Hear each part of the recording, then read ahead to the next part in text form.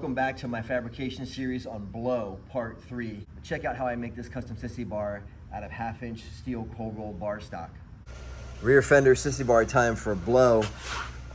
I've got the fender mocked up. It's just tack welded to the frame right now. I'm actually gonna bolt it to the frame, but I just tack welded in place to do the sissy bar because it's just easier for me. I'll go back and make all those mounts and everything later and make some adjustments as I'm working, but I got a nice fit. I've got the fender slammed down. It really matches the radius of the wheel really good. I got some sidewall on the fender, which is nice. Fender's super heavy duty, so I'm gonna make a sissy bar on this, like what I made on Misbehaving.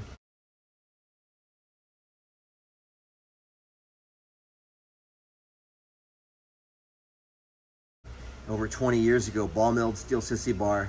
Let me show you how I get this done. So I've made up these steel billet countersunk steel bungs years ago. I've got boxes of them. A nice Allen head goes in there. So I've always used these for making my mounts for everything, motor mounts, sissy bar mounts, exhaust pipe mounts, anything. So just put a 3/8 16 Allen bolt in there with a nut, and those will be my mounts.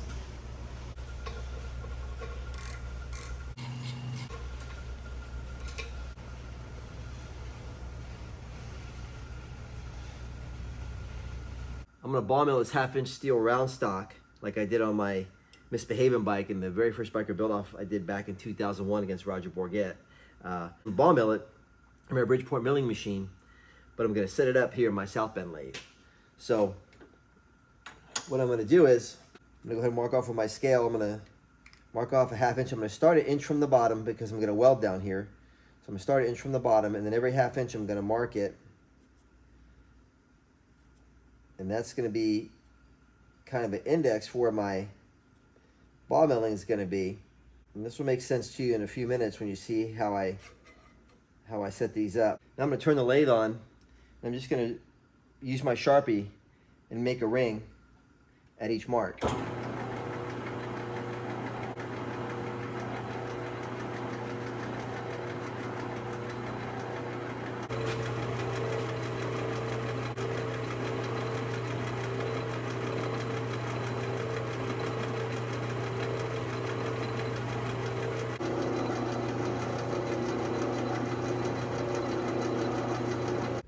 With a Sharpie and a square, I marked a vertical line indexing my sissy bar leg. I'm going to use that indexing mark to rotate my leg in the milling machine as I do my ball milling operation. Okay, the setup here is the hardest part on the Bridgeport. Let me show you what I'm going to do. I need to keep this piece of 1/2-inch steel rod square on my table. Because of its diameter, it falls down in between the T-slot here.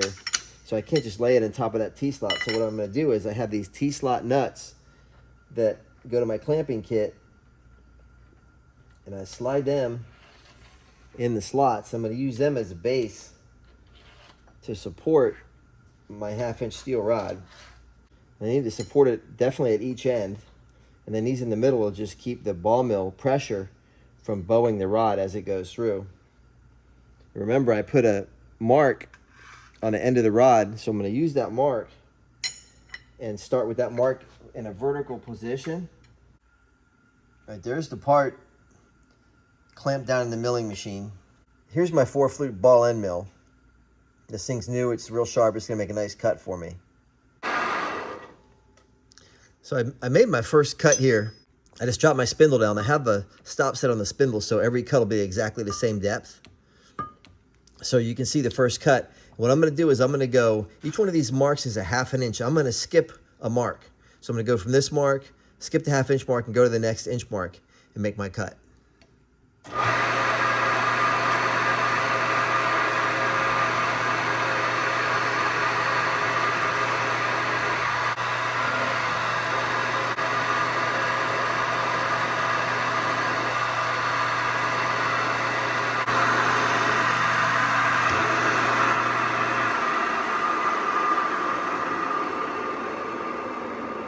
So there's the first row of cuts. Now I'm gonna go ahead and rotate this bar 90 degrees using my index mark on the end and cut the next row of ball mills.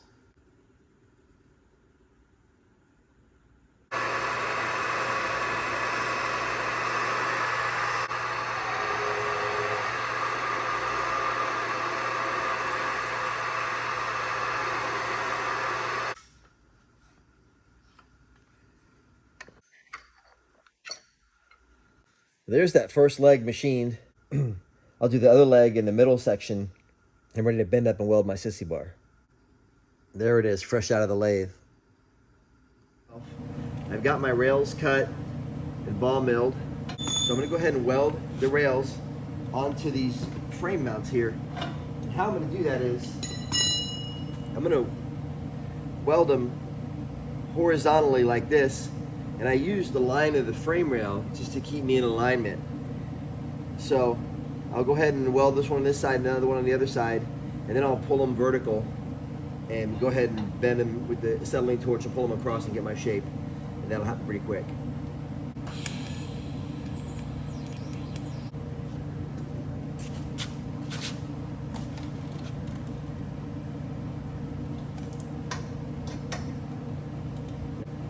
Now just loosen it and flip it back to weld the other side. This here, get really good penetration.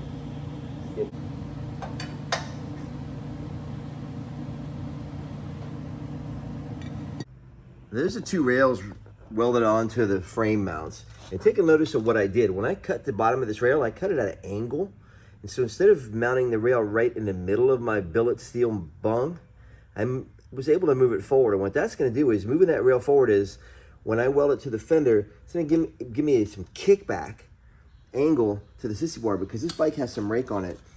And when I get done and pull away, I'll be able to show you better what I mean. But instead of coming straight up, I'm able to add myself a few extra degrees of rake to the sissy bar by welding it toward the forward of the bung. And a little touch like that may not seem like much, but it's something that really helps the lines of this bike. A lot of guys these days are running really vertical sissy bars. I am just not a fan of that. I like my sissy bar to have a lot of rake to it, especially when the front end has some rake. So now let me show you what I'm gonna do when I heat and bend. This rail is gonna weld to this bung, but when I heat, I'm gonna heat forward of the bung. So in other words, I'm gonna bend this whole piece right across. It's gonna come right across the fender here real tight. Then I'm gonna rebend back here over to the top and bring it toward the center, completely avoiding these two bungs. And then once I get everything centered, I'm gonna cut, I'll swing everything back, weld it here, and weld my cross brace in, and I'll have a sissy bar that's done. I'm ready to add some heat and bend this with the oxygen acetylene torches.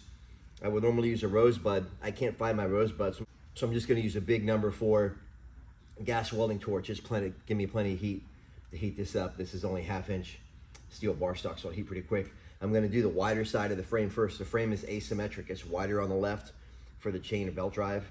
So I'm gonna do that side first because it's a little harder to work with, because I have to do more of a compound bend on it. So I'll do this side first, and then I'll work to the other side, because it happened pretty quick.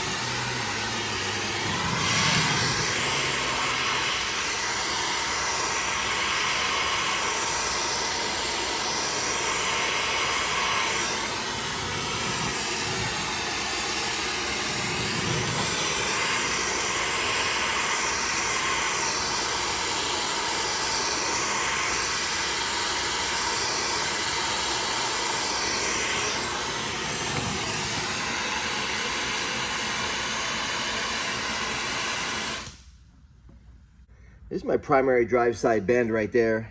Nice and smooth. You can see I have real nice smooth arches to it. It's really easy to see how it goes in front of that bung right now. Like I said, later on I'm gonna bring this back and cut it and weld right to that bung, but you still see I got a lot of glow on that sissy bar. It's starting to fade now, but give you a general idea from the rear of how this thing's gonna look. I measure when I need to. You can see I have all my ball mills are equally spaced on either side of the sissy bar. So I just count my ball mills here. 1, 2. I really start a soft bend around the 3rd ball mill. Bend hard around the 4th. Starts to taper off around the 5th and 6th. So I'll do the same thing over here. 1, 2, 3. I'll start my bend right around here. And then, you know, this is gonna be my bend range right here for 3, 4, 5, and 6.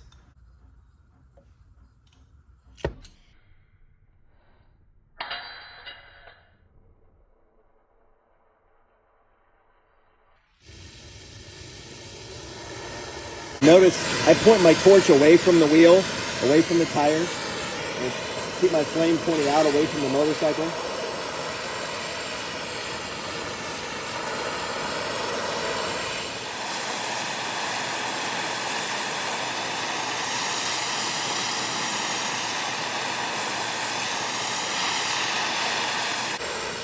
So I'm going to stand up and I'm going to bend this right across in front of that steel bung on the fender. Across right in front of that, keeping it perfectly in alignment.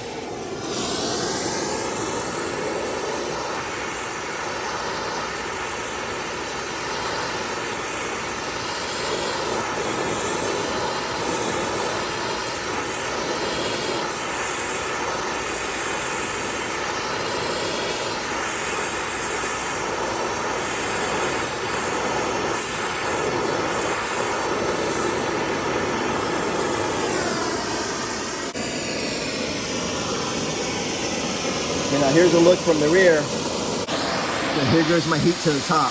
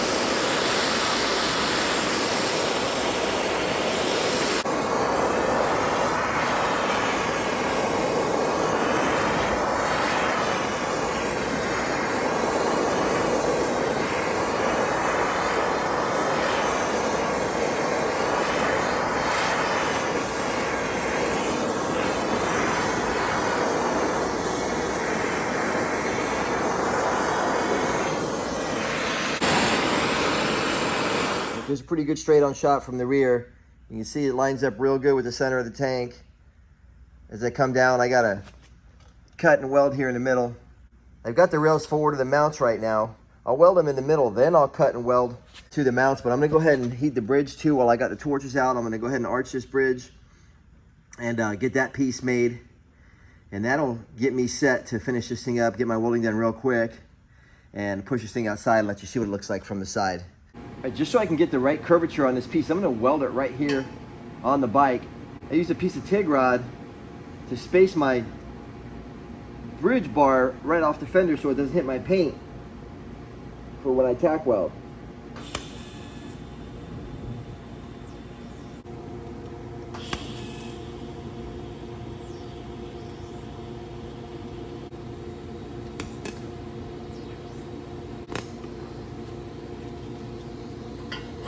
Nice thing about TIG welding at it there is I've already got the heat from my TIG weld now in that steel, so it's already started to get hot. So now I just hit it with my acetylene torch to heat it up, and it's already got a ton of preheat in it. And it'll bend a lot easier for me. I'm gonna do the same thing bending this bridge bar as I did when I did these. I'm gonna bend across and go right in front of this bung, and then I can swing it back and cut it and weld it to the bung.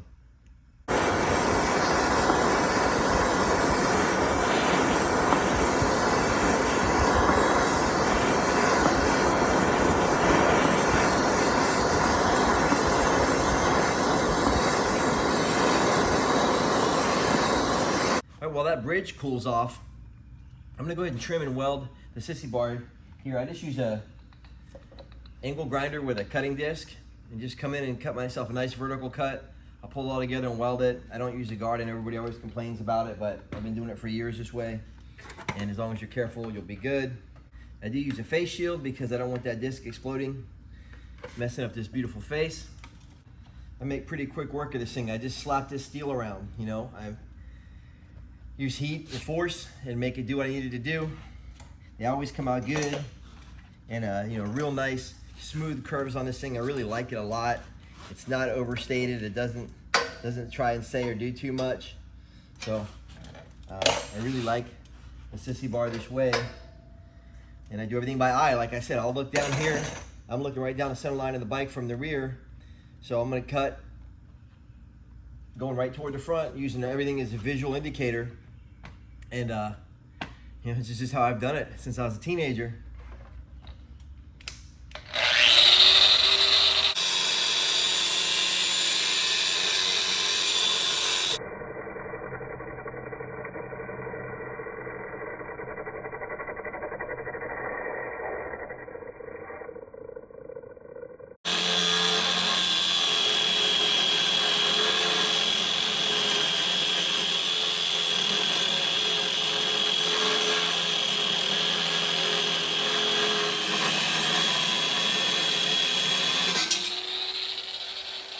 There's that.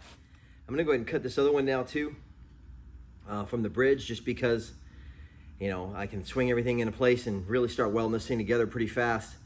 I gotta get moving this morning, go spend some time with my kids, so I wanna get this thing done for you.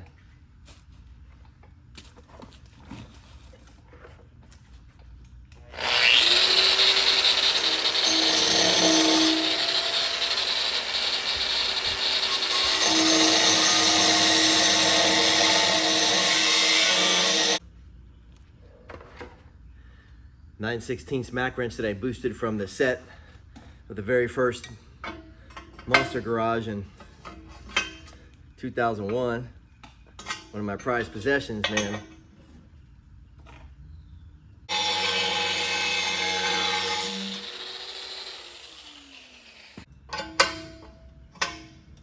Just go ahead and loosen this up.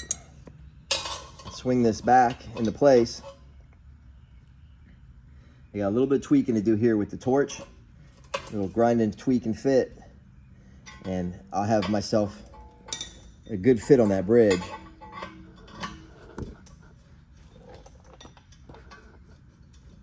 I got my 4 mounts done, 2 to the frame, 2 to the fender.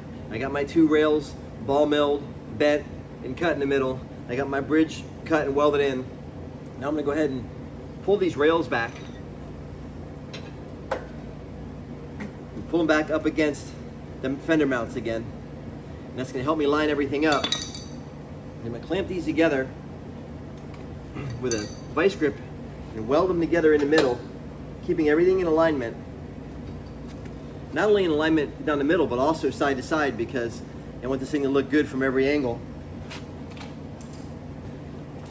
Everything's a visual, but it's really good. I gotta bring this side over to this one a little bit, but it's easy enough to do with my vice grips. I just get a good clamp going on it. Oh yeah.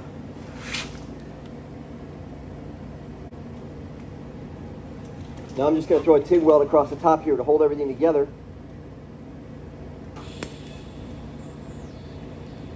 Only these anymore.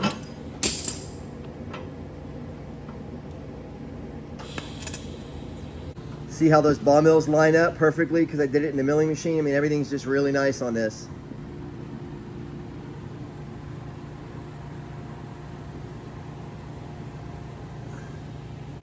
So I got everything welded up, but the main rail isn't in line with the bridge and the mounts. So what I'm going to do now is I'm going to cut the section out of each side of the sissy bar where the mount is, and pull everything back and weld it in. I'm going to weld the top in first, because if for some reason it pulls a little to one side or the other, I can fix that by welding the bottom rails to the mount in. So I'm going to weld the top first. I'm going to go ahead and cut right along here on each side, weld this piece in, and then I'll weld the sides down, and this baby's done.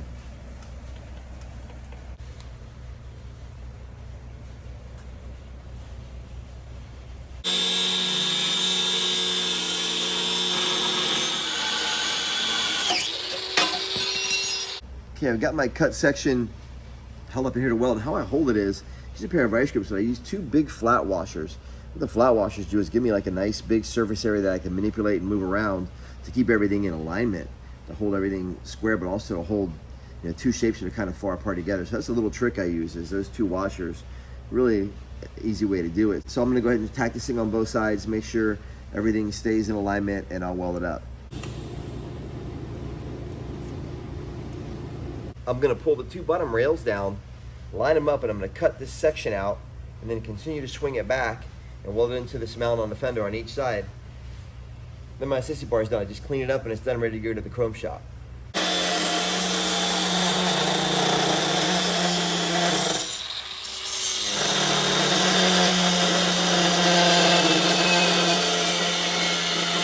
Now I've cut this one short, and I just swing it back into the sissy bar,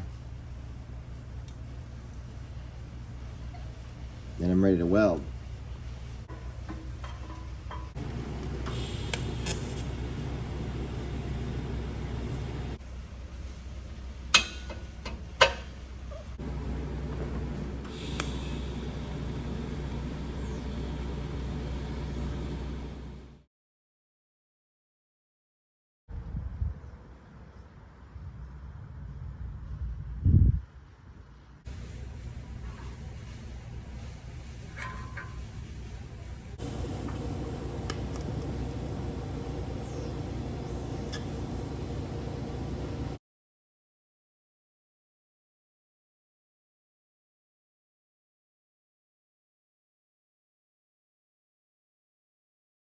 Below is my supercharged Evo chopper, 80 cubic inches, 110 horsepower because of the supercharger, the roots blower that's on it.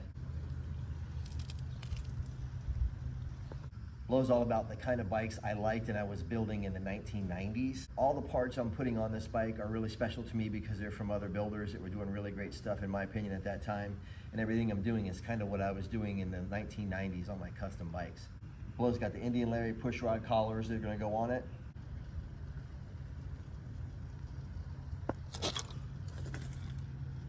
West Coast Choppers oil tank from Jesse James.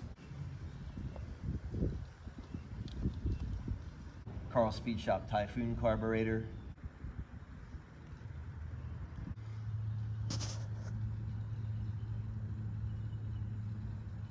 I've got the Boyd Coddington billet aluminum rocker boxes that go on top of the engine. I haven't put those on yet. You haven't seen those yet, but those are coming soon. Just a glance at that from 100 feet away, you know it's one of mine. There's only really one major thing that I need to do to this bike before I can really start thinking about painting it, and that is make the exhaust pipes. So below part 4 is going to be stainless steel exhaust pipes for this machine. As always, thanks for watching and thanks for your comments.